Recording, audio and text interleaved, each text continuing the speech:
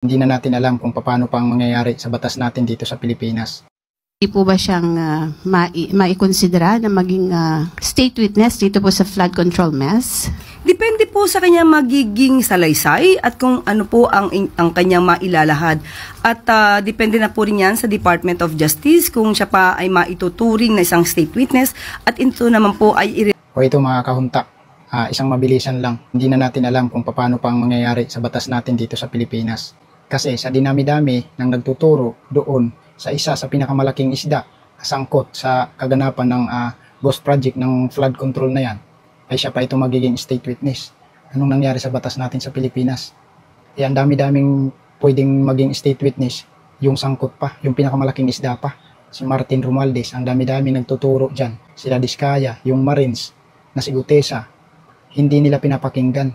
Tapos ito pa siya yung magiging state witness. Anong nangyari sa Pilipinas? Only in the Philippines talaga.